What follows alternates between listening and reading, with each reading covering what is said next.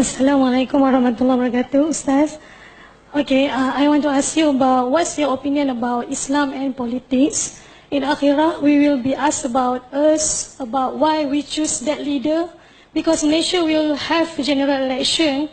We have two parties. One party defend and bring Islam. Second party is defend and bring the nation and race and Malaysia. What's your opinion? Well, I don't know anything about Malaysian politics. No, just... But I do have a lot of opinions about Islam and politics. So I'll share that with you. Okay? Because I think it's a serious topic. You might not like what I say, but that's okay. Because I have a flight soon. No, I'm kidding. In my own studies, in my early studies of the Quran, I felt like there is a very deep connection between Islam and politics. I no longer believe that. I believe there is a relationship between Islam and politics, but the way that the Muslims talk about it is not very true to the text of the Quran. As a matter of fact, in my understanding, in the entire Quran, maybe one ayah is about governance. Maybe one. الَّذِينَ إِن مَّكَّنَّاهُمْ فِي الْأَرْضِ. That's the only ayah. I don't see any other ayah in which directly governance is talked about. Ahkam of Allah, yes. Justice, yes. But then justice was being talked about in ayat at a time when Muslims had no government. As a matter of fact, even the way we think about implementing the ayat of Quran, I feel that we oversimplify things.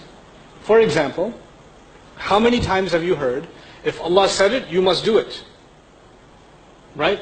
Simple. Allah said it, you must do it. The ayat of Hajj came in Medina, in Baqarah, early Madani ayat. All the ayat are early, before Badr even, some of them. Did the Muslims do Hajj? No. They did Hajj many years later. They were reciting the ayat of Hajj and the manasik and all, but they weren't doing it. Why aren't they doing what Allah said? It's not time yet. It's not time. So we have this kind of, I argue an extreme view of how Islam is applied. Okay? As far as citizenship is concerned, I won't comment on your politics or what party and what candidate, or who's Islamic and who's not Islamic. I would argue that your responsibility as a citizen is to look at the rights of all citizens, not just the Muslim citizens, and to look at the candidates that are best for the nation. What is best for Islam is not the same as what is best for the nation. What is best for Islam is at a community level and at a larger level. Right?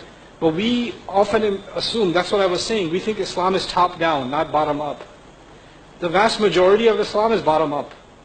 You can have the most Islamic government and still the most un-Islamic society. And that still means nothing to Allah Azza wa Jalla. It means nothing. You understand what I'm saying? So I think we've over-politicized, I feel, Islam, and I don't think that's the right place for it. In the way that we've used it, at least anyway. I think when it comes to politics, our religion emphasizes basically principles. Justice, transparency, ensuring the rights of others.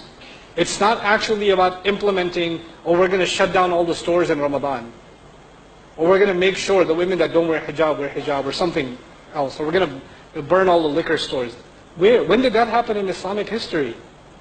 Study the Islamic empires of Granada, and the Andalusia, and they were multicultural, multi-religious, open societies, and they lived by Islam. And they thrived. Some of the greatest civilizations of Islam were like that, right?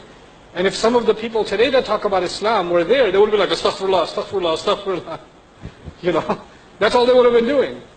We're far more, some of the people that claim Islam today are far more extreme than any time in our history. They're just far more extreme. So we need to get a better understanding of our own history, in my opinion. We don't have that.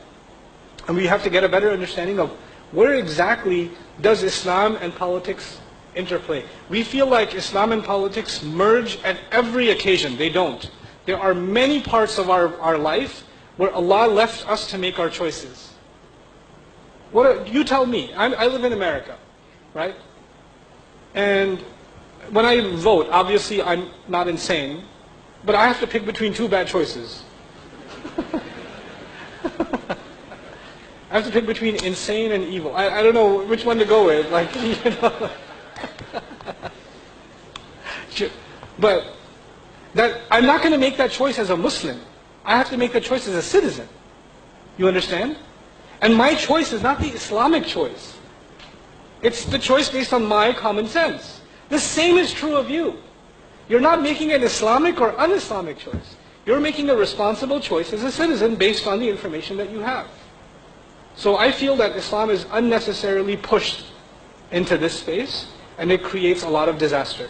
Because what happens then is, people are made to feel like, if you vote for this one, you are less Islamic. And if you vote for that one, you are more Islamic. And they're both Muslims.